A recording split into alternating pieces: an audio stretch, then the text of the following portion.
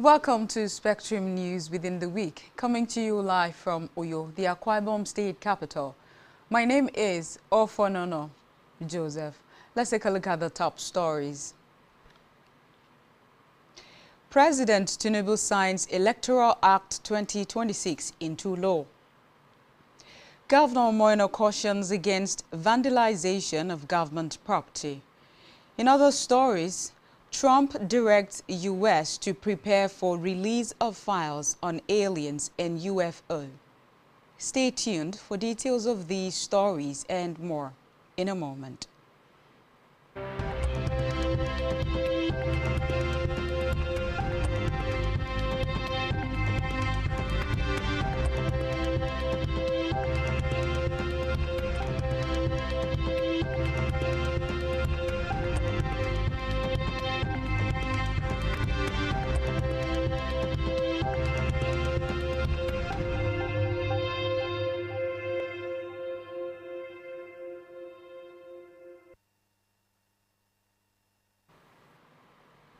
Good afternoon, and many thanks for joining us on the news at this hour. We begin the news within the week from the national scene, where President Bola Tinubu on Wednesday signed the Electoral Act 2022 Repeal and Reenactment Bill 2026 into law, following the passage of the bill by the National Assembly on Tuesday after months of deliberations. Tinubu signed the bill at the State House on Wednesday in the presence of top government officials, including the Senate President, Godswill Akpabio, the Speaker of the House of Representatives, Tajuddin Abbas, and the Chief of Staff to the President, Femi Gbajabiamila. He said the essence of democracy is to have very solid discussions committed to national development and nation building, essential for the stability of the nation. Meanwhile, President Bola Tinubu has issued an executive order, EO, to safeguard and enhance oil and gas revenues for the Federation, curb wasteful spending, eliminate duplicative structures in the sector, and redirect resources for the benefit of the Nigerian people. According to a statement by the presidential spokesperson, Bayo Onanuga, the President signed the EO in pursuance of Section 5 of the Constitution of the Federal Republic of Nigeria as amended. The executive order is anchored on Section 44, subsection 3 of the Constitution, which vests ownership, control, and derivative rights in all minerals, mineral oils, and natural gas under and upon any land in Nigeria, including its territorial waters and exclusive economic zone in the government of the Federation. The directive seeks to restore the constitutional revenue entitlements of the federal, state, and local governments, which were removed in 2021 by the Petroleum Industry Act, PIA. In the meantime, President Bola Tinubu and German Chancellor Friedrich Merz have resolved to improve bilateral relations between Nigeria and Germany with a view to strengthening collaboration in the security, power, and railway sectors. In a telephone conversation on Wednesday afternoon, the two leaders also expressed their willingness to cooperate in creative arts and skill development. Tinubu and the Merz, according to a statement by the presidency, spoke on the Presidential Power Initiative, during which the Nigerian leader indicated that Nigeria would require assistance with power transmission. The German Chancellor, the statement said, pledged that Siemens would be ready to assist in that regard, while Deutsche Bank would be willing to finance the project. Elsewhere, President Bola Tinubu within the week urged the Senate to consider and confirm the nomination of Ambassador Ismail Abba Yusuf for appointment as the chairman and chief executive officer of the National Hajj Commission of Nigeria, NACON. The president also asked the Red Chamber to confirm the nomination of Rear Admiral Jamila Abubakar Marafa, retired, from Adamawa State as a National Commissioner of the Independent National Electoral Commission, INEC. The requests were contained in 2 letters the President transmitted to the Senate and read by Senate President Godswill Akpabio during plenary. After reading the letters, Akpabio referred the nomination of Yusuf and Marafa to the Committees on Foreign Affairs and Electoral Matters for further legislative work and to report back in 1 week. In another development, Vice President Kashim Shettima within the week urged Nigerians to use the concurrent observance of Ramadan and the Christian Lenten season to strengthen national unity and demonstrate practical compassion toward fellow citizens. In a statement on Wednesday, Shettima described the period as an opportunity for both spiritual renewal and collective nation building. The vice president, who said the sacred month required more than religious rituals, called for active engagement in addressing the nation's seemingly formidable challenges. Shettima also described Ramadan as a journey of the soul and a time for deep reflection, for self-purification, and for embracing the true essence of Islam: peace, patience, sacrifice, and service to humanity. Away from that, the federal government within the week ordered the closure of areas covered by mining license 11810 in the Wassa local government area of Plateau State. This followed the deaths of villagers allegedly mining in a pit containing gaseous emissions. According to a statement by the Ministry of Solid Minerals Development, the license is operated by Solid Unit Nigeria Limited, owned by Abdullahi Dan China in Zurich. In a condolence call to Governor Caleb Mufwang, Minister of Solid Minerals Development Dele Alake sympathized with him over the loss of the innocent citizens who died while trying to earn a living.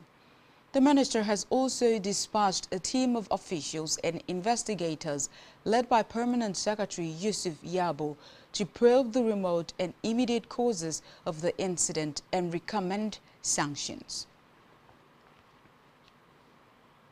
In the meantime, the federal government within the week said it will implement 30% of the 2025 capital budget before the end of November as part of measures to fast-track project execution and clear outstanding obligations. It also stated that the remaining 70% has been rolled over into the 2026 capital budget to ensure seamless implementation.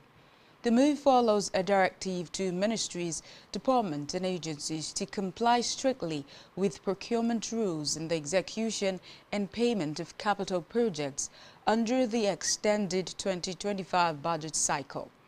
In a statement by the Director of Press and Public Relations at the Office of the Accountant General of the Federation, Bawa Mokwa, the government said MDAs had been instructed to align fully with the Public Procurement Act in implementing the 2025 and 2026 capital budgets.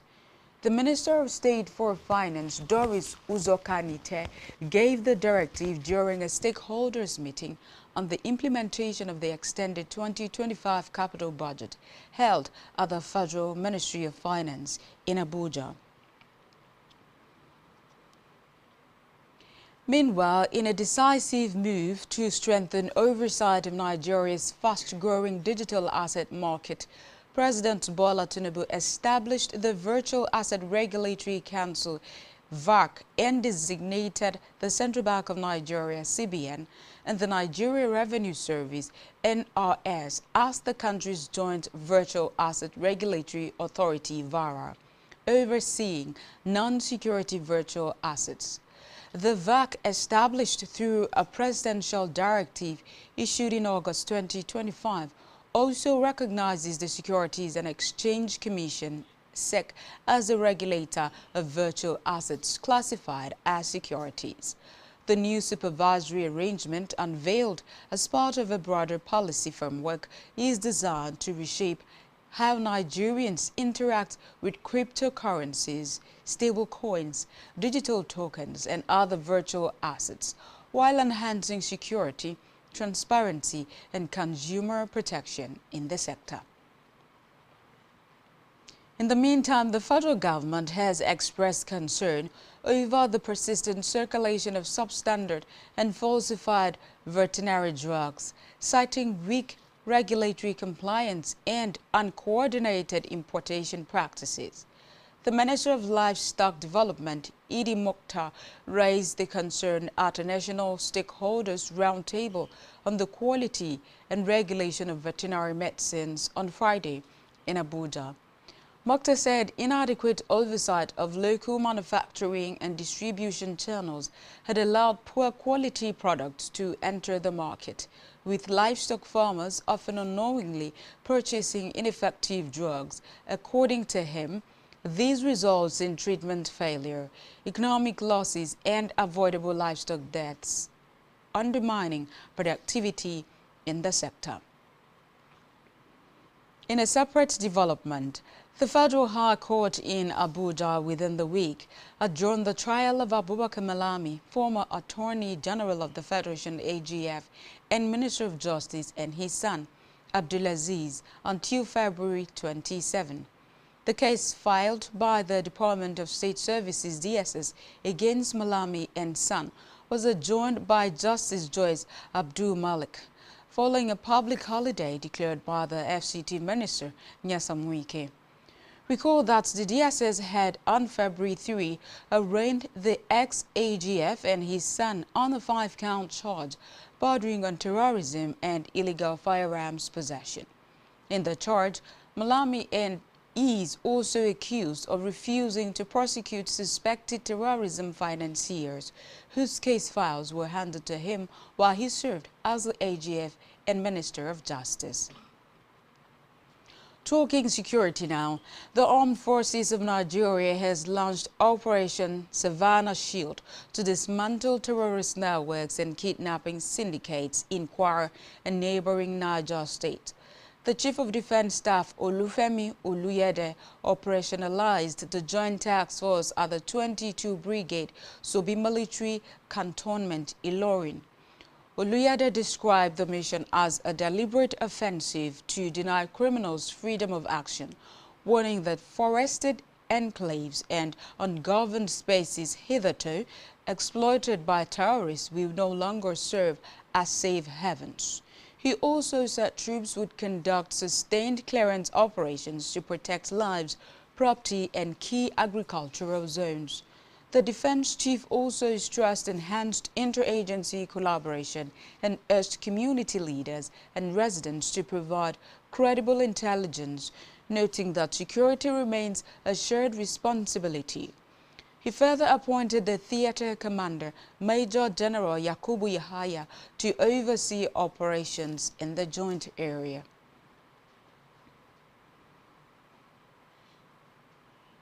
Back here, Akwa Ibom State Governor Pastor Omano within the week cautioned against the vandalization of government property, particularly schools and other public infrastructure across communities, warning that village heads who fail to protect assets in their domains risk having their certificates withdrawn. Speaking during the Government House monthly prayer meeting at the Later House Chapel, the governor urged local government chairmen to perform due checks in called-on village heads and youth groups to organize themselves to safeguard public facilities provided by government.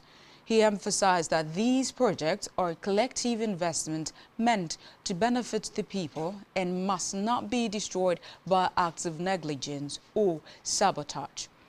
The governor also highlighted the medical village project, noting that beyond the 350-bed international hospital, the project includes staff housing, comprising 50 units of 4-bedroom terrace houses and 50 units of 3-bedroom apartments, a senior citizen center, and an advanced medical diagnostic center, a mental health, neuro rehabilitation and wellness center, and a pharmaceutical manufacturing company, demonstrating the administration's commitment to integrated health care and social infrastructure. Government House correspondent Jane Uwa reports that on the government's plan to provide mini water projects in each ward of the state, Governor Eno said it will be handled by the Inter-Ministerial Direct Labor Committee and directed them to involve his personal assistants in all the wards across the state. In the meantime, Akwa Ibom State Governor Pastor Moino within the week directed the Ministry for Water Resources and Sanitation and the Akwa Ibom State Rural Water Supply and Sanitation Agency, AKRUWATSAN, to partner with the Golden Initiative for All, GIVA, in ensuring that a functional water borehole is established in each of the 369 wards of the state. Governor Eno, who gave the directive during the second anniversary celebration of Jiva at Ibom Hall, Uyo, urged Akruwatsan and the Ministry of Water Resources and Sanitation to immediately set up modalities to collaborate with Jiva to ensure that within the next 1 year, every ward in every local government area of the state has a Jiva water project for the benefit of the people. The governor commended coordinator of the Office of the First Lady, Helen Obaraki, for her commitment in advancing the vision of her mother. He also used the opportunity to appreciate the First Lady of Nigeria, distinguished Senator Oluremi Tinubu, CON, for the mentorship and guidance extended to the coordinator of the Office of the First Lady. Speaking on the oil wells issue, he reassured the people that the state's ownership of 76 oil wells is absolutely incontestable and sacrosanct, based on 2 valid judgments of Nigeria's Supreme Court to that effect. He expressed trust in the leadership of President Bola Ahmed Tinubu as a strong lover and believer in the rule of law, declaring that Akwa Ibom State will not cede its oil well belonging to the state to anyone. Government House correspondent Jane Uwa reports that while enumerating some of the life-torching projects of the state, the governor implored the citizenry to continue to pursue the path of peace, as continued development and progress of the state can only be sustained in the face of peace, love, and unity. Still to come in the news. Forex for business travel soar by 366% to $672 million. Stay tuned for details of these stories and more when we return from the short break.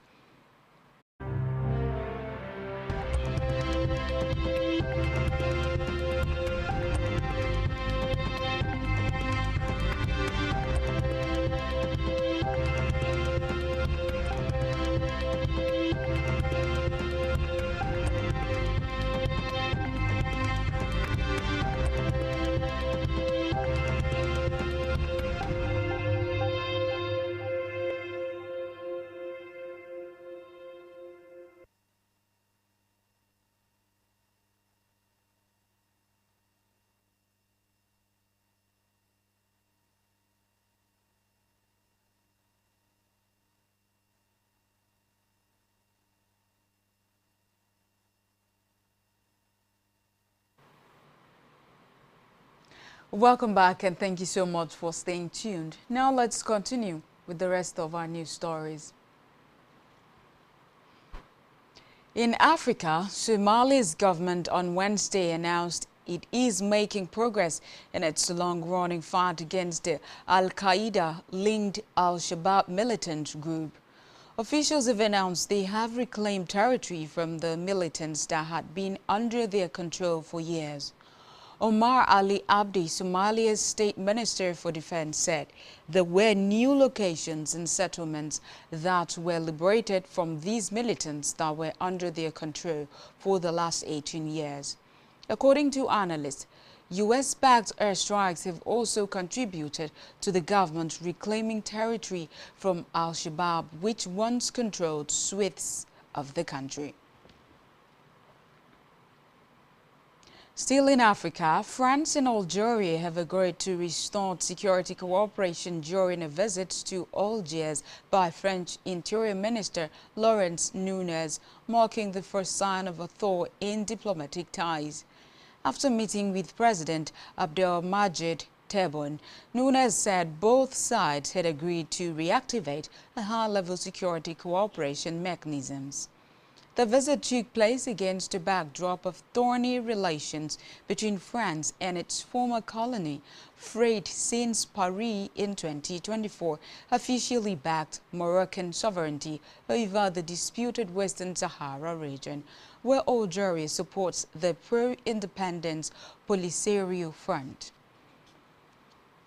On the foreign scene, a South Korean court on Thursday found ex-president Yoon Suk-yeol guilty of leading an insurrection for his short-lived attempt to impose martial law in December 2024, sentencing the former leader to life imprisonment.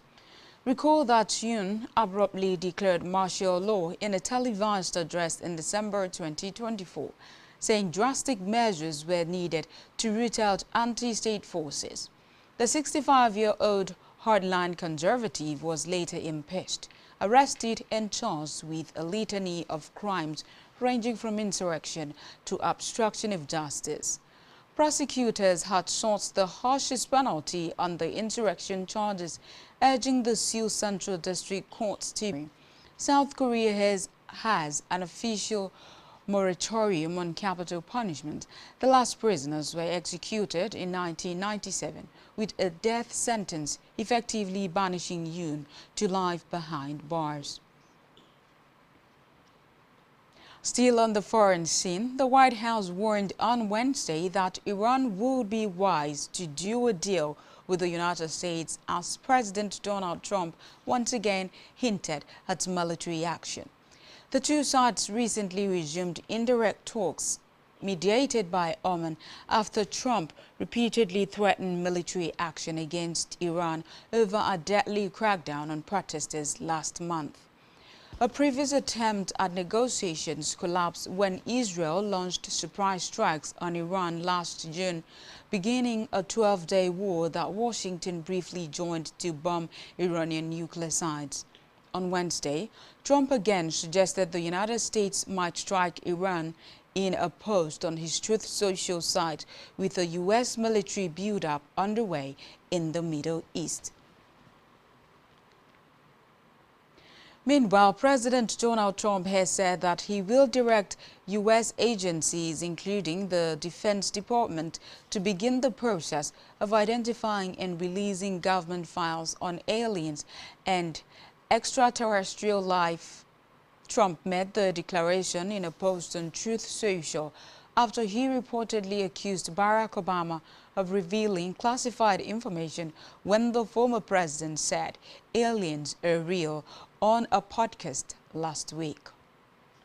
Still on the foreign scene, the U.S. state of New Mexico will reopen a criminal probe into a ranch once owned by Jeffrey Epstein, following allegations that surfaced in Justice Department files on the convicted sex offender.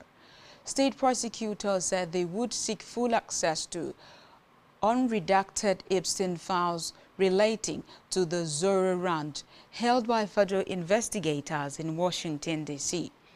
They also pledged to work with Epstein Truth Commission set up this week in New Mexico. Reports say the state shelved its initial investigation into the ranch in 2019 upon request from federal prosecutors in New York. Ibsen, who died in a Manhattan jail in 2019, faced no charges in New Mexico.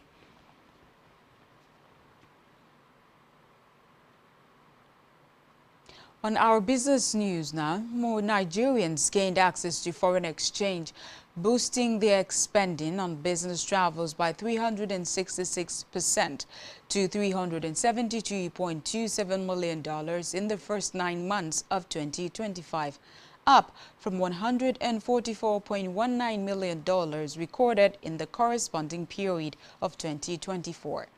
The figures contained in the balance of payments section of the December 2025 Central Bank of Nigeria's quarterly statistics showed that spending stood at $231.7 million in the first quarter of 2025, rose slightly to $234.56 million in the second quarter, and moderated to $205.97 million in the third quarter, bringing the 9-month total to $672.27 million.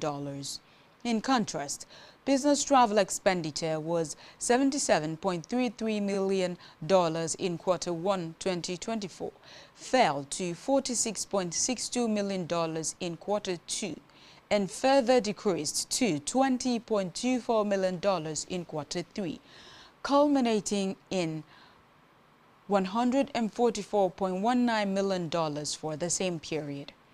Business travel refers to expenditures made by Nigerian residents when they travel abroad for business purposes such as attending meetings, conferences, training sessions, or other work-related activities.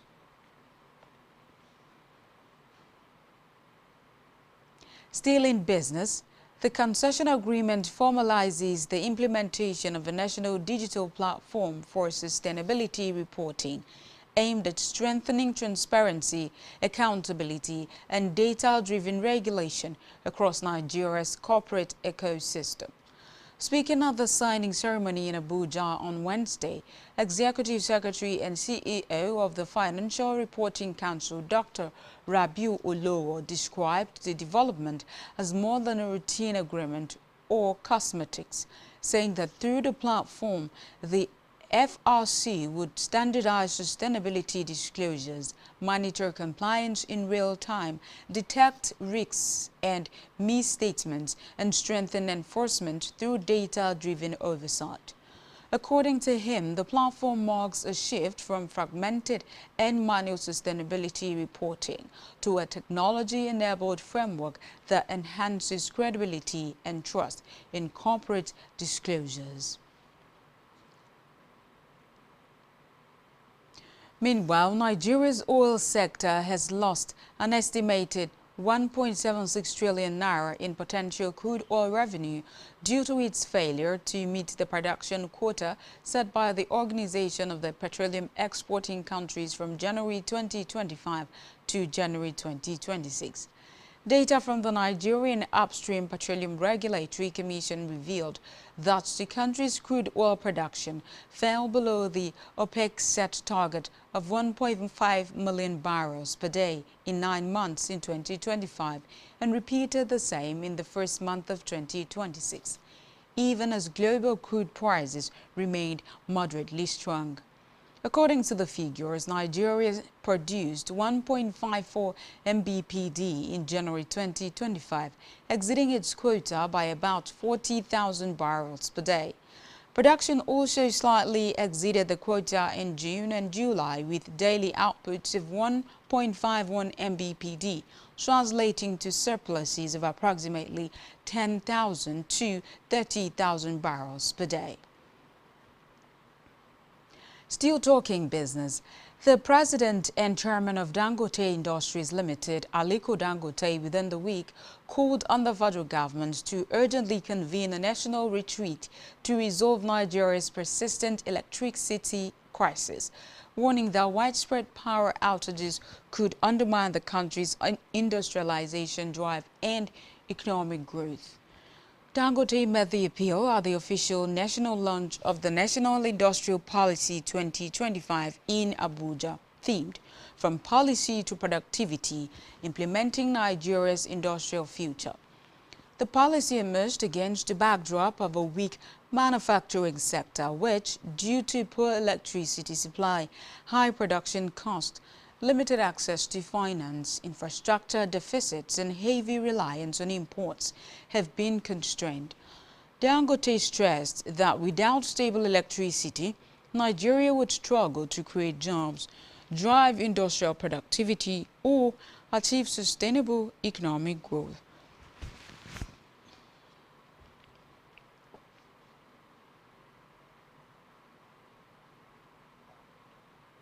Still to come in the news.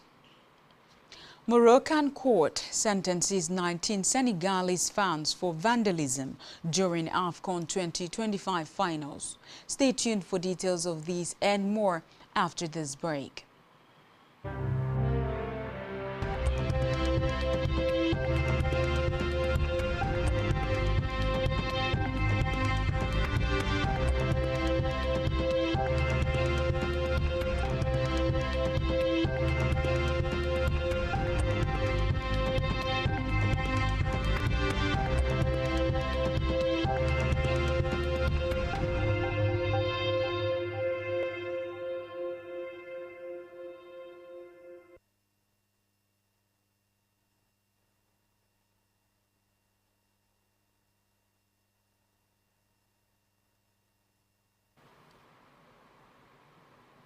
Welcome back. We appreciate you so much for sticking around. Now let's conclude on the rest of our news stories. In health news, the joint health sector unions have kicked against proposed executive amendment bills seeking to amend health regulatory laws, stating that the bills would grant medical and dental practitioners regulatory control over other healthcare professions in Nigeria. In a statement signed by the National Chairman Kabiru Minjeber and the General Secretary Martin Egbanubi, Johasu described the move as an attempt to impose an apartheid regime in the health sector. The union stated that the bills seek to override the regulatory powers and functions of other health professional agencies, warning that it would spell doom for the health sector. Still talking health, the chairman of the Association of Community Pharmacists, Ogun State Branch, Wale Akintunde, has cautioned that poor handling of the proposed sachet alcohol ban could worsen public health and security risk rather than reduce them.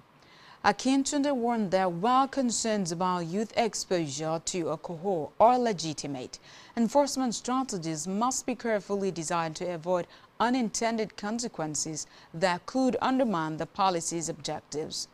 Reports say several protests have been held against the ban on alcoholic beverages packaged in sachets and small plastic or glass bottles with a capacity of less than 200 milliliters.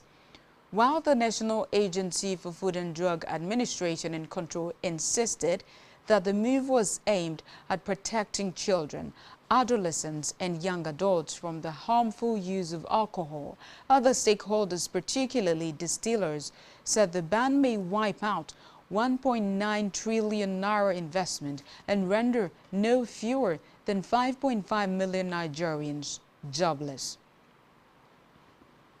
In the world of sport, a Moroccan court within the week sentenced 19 football fans to up to a year in prison on charges of vandalism stemming from a chaotic Africa Cup of Nations final between Morocco and Senegal that saw supporters try to storm the field. After the hearing, the presiding judge ruled that the fans were guilty of more than half a dozen charges, including damaging sporting facilities and committing violence during a sporting event. 11 people were sentenced to 1 year in prison and handed $550 fine.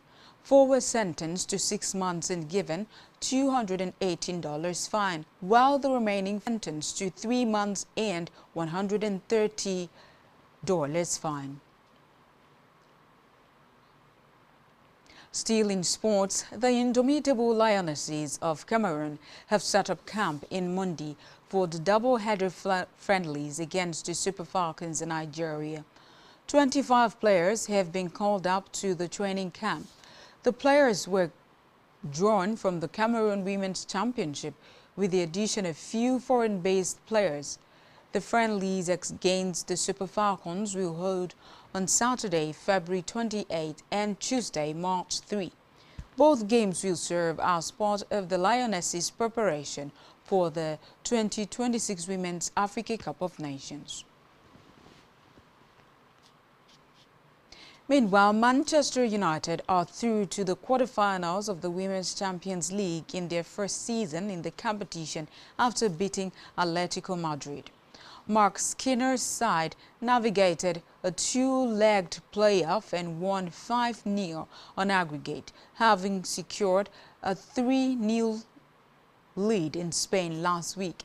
With the win, United has final meeting with Bayern Munich. United join English rivals Arsenal and Chelsea, who play each other in the last 8, with the first legs taking place on 24 to 25 of March 2026.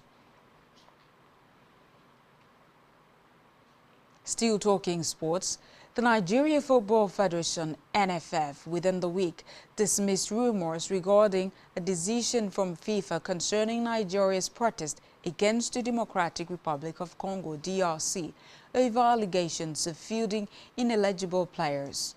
The controversy arose after Nigeria's Super Eagles were eliminated by DR Congo in a penalty shootout during the World Cup playoffs for the African zone last November, ending their chances of qualifying for the Intercontinental playoffs later this year. In response, the NFF launched a formal complaint with FIFA, challenging the eligibility status of certain players from the DR Congo squad. However, the NFF has now confirmed that FIFA has not rendered any judgment on the issue. On entertainment news, Nigerian singer Simi has come under intense criticism on social media following the confession of a TikToker, Mirabal, who admitted that her widely circulated rape allegation was not true. The online debate began on February 18 after a video surfaced on TikTok in which Mirabal claimed she had been raped and injured with a blade inside her home. The video spread rapidly and triggered outrage, emotional reactions, and heated conversations across the internet. While many Nigerians initially believed her story and condemned the alleged act, others expressed doubts, pointing to inconsistencies in the video. Some users accused her of clout chasing, further dividing public opinion. Amid the controversy, Simi took to X to speak against rape culture. She urged men to hold other men accountable and questioned why people felt triggered when rapists were called out. Still on entertainment, the duo of Nigerian singers Tems and Burna Boy have broken their tie with South African group Sitha as the African artist with the most Billboard US Hot 100 entries. The trio were previously tied at 7 entries each, but Burna Boy and Tems earned new entries on the chart this week through their features on J. Cole's album The Fall Off. Bounce Road Blues featuring Tems and Future debuted at 34, while Only You with Burna Boy debuted at 78, bringing the Nigerians' total to a joint 8, the most by any African.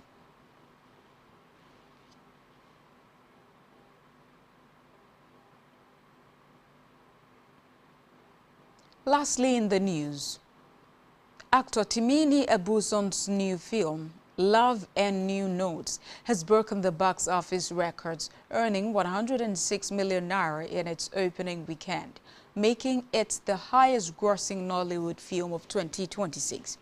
The film, directed by Kayode Kazum, is a romantic drama set during Nigeria's 1984 currency change, exploring themes of love, ambition, and personal growth. It stars Timini Abuson, Odunlade Adekola, Sophie Alakija, Eniola Badmus, and Toluwani George.